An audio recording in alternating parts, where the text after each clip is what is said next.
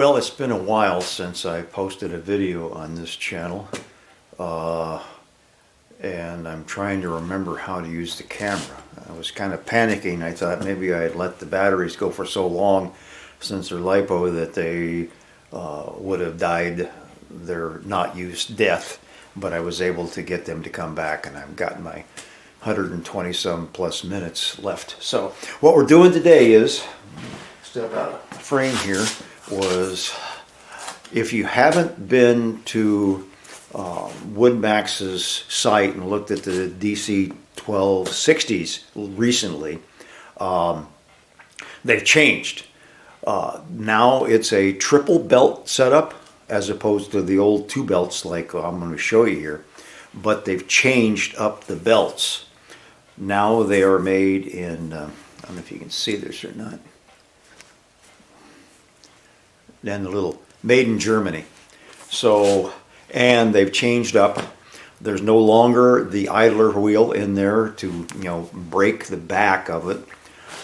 So we're going to change over the belts. Like the ones I took off the original Chinese made belts were like nice worn on old sloppy shoes. So they're, I don't know if I can use them for something else or not, but you have to do some things in order to get the idler arm off and to get the belts on without, you can't roll these on, you have to tip the engine. So let me reset up and we'll get into taking off the belt cover back plate, and so we can get the idler arm off of it and add it to the junk pile. In order to get that backing plate off, we have two bolts to have to remove. This one here and that one there, in order to be able to get back in here. You can get a wrench back in, but you can't get the bolt out. So let me get my wrenches and then we'll get into it. Well, I got out my socket and it is a 13 millimeter. So we'll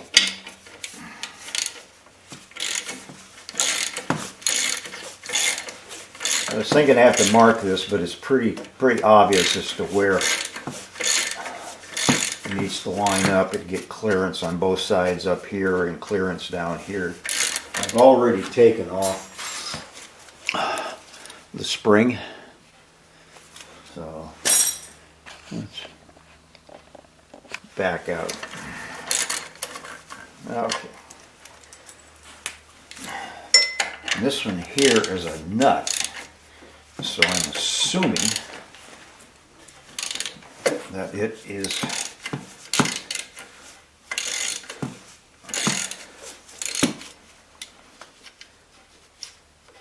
tapped in, or it's a welded in stud. Okay, now we've got that out. Now I can get the wrenches on here. Let me come back.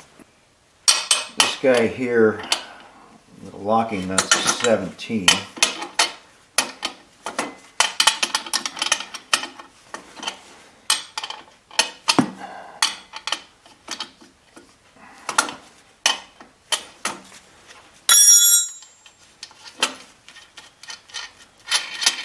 And then just a flange nut, a washer, stupid arm, some washers, and then to see if I can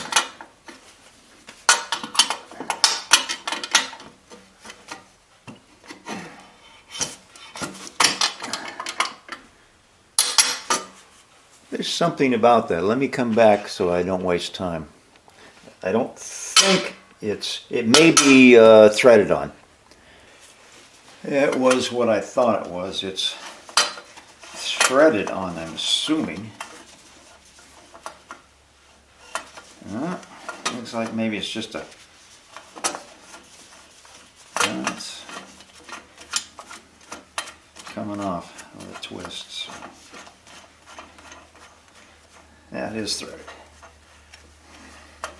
Zoom out here. I've got the belt back plate bolts back in, and just tighten them down snug.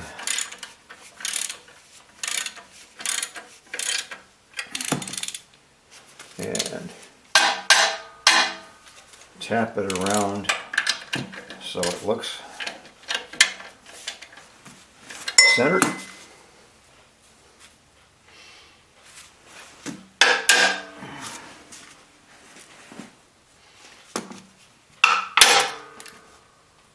Okay, now I can tighten it down and we'll get on to putting the belts on. So now I need to loosen up these bolts back in here, and I'm beginning to think maybe I should have left this off to be able to get to that bolt a little easier. These bolts on this side, the drive side, need to come up maybe 1/4 of an inch, and they were saying from the factory service guy was saying that the ones on the other side, the pulley or the engine start side, come out all the way so you can tilt it over. And I think, let's see if I can get a socket in here to get these loose, so we'll come back. Well, I didn't have a 16, but 5/8 fits nice and tight.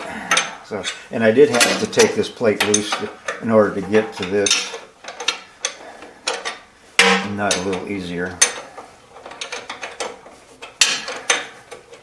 Let me go ahead and back this one and the other one off, and then take the other two out, and we'll come back for the tipping process. Actual tipping process. Let's see how much it comes on there. So let's get a belt. And we'll have it so we can read outside.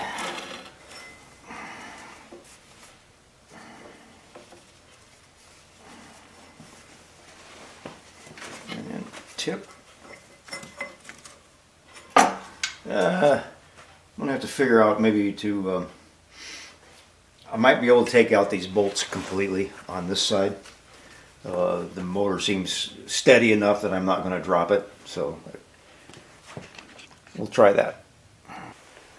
Well, I've got the back one on. You have to roll a little bit. Where's my... I'm going to line up the...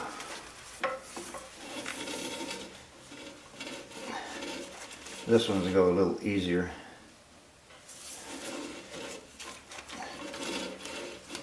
There. Now I can pull out my shims and lower it down and tighten it up, and then we'll need to maybe adjust this plate that way to get our tension. We'll see what we get when we get done. I don't think I'm going to have to do anything. I've got the shims are out, and the belts, God, they're nice and tight. Got a good amount of deflection, maybe 1/2 inch, 3/8 to 1/2 inch with 2-finger push. Let me go ahead and tighten all the bolts, all these guys back down again, and torque them out, and then get this guy back in and lined up, and we'll roll it. I kept wondering why this thing wasn't fitting right, and I dropped this little plastic spacer that goes behind here. So let me fish that back in, and we'll come back. Everything is tightened down. These bolts are down. When I get time, I'm going to change out these bolts. It's just mild steel they welded in, but these bolts are really short, and they could be another 1/2 inch longer because it's threaded quite a ways down into this block. So I don't know why they cheaped out on these short screws, especially with all the torque up in here. They should have been about another 1/2 inch longer, 12 millimeters longer. So I guess those would be about 1 1/4 inch, 1 1/2 would probably work right. So that's neither here nor there. Got the belts on. Didn't have to adjust any of the 4 after. So I got a nice roll without. I'll let these roll in a little bit. I'll take it outside and fire it up and let it go for a while, and then check it again. But I won't need to show that on camera. So Yeah. I also changed up new blades too. I had brand new blades, sharp on both sides. So, you know, because each blade is double edged. So all those are in. The clearances are set. Got new belts on. So I'm a happy camper, and I got a big pile of wood to chip up. So later. One last little item here. I don't know how many people have. I set this up and laid out a pattern on my computer, and then laid it over, taped it to this, and then drilled out and cleaned up the holes. This holes down in the bottom here really add a lot of extra airflow in there to keep the belts cool. Otherwise, it's just a little vent at the top that. Here we go. This little guy right here is the only other option. So now I get, you know, air coming up through it. So later.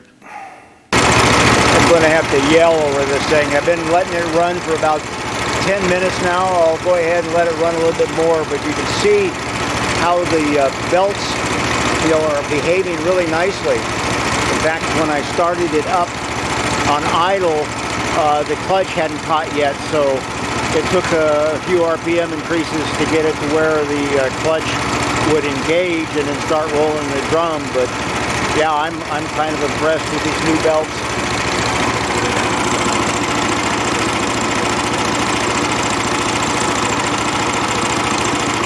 They're not jumping all over the place like the old ones did, so I'm a happy camper now. Much cleaner setup and a whole lot less to go wrong. Those belts should last a long, long time now. Those good made in Germany ones. Got it up on full RPM now. You'll see a little bit of wobble on the side over here.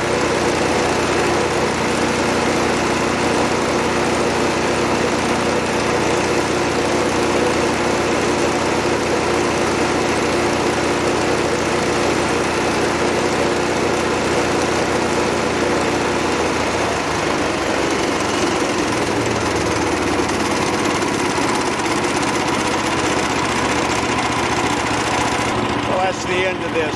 Just wanted to let you people know that there's been a change for the better. And if you want to update your old machine over this new two-belt system and get rid of that stupid idler arm, that's the way to go. It's the price of the belts. Probably will last you the life of the machine.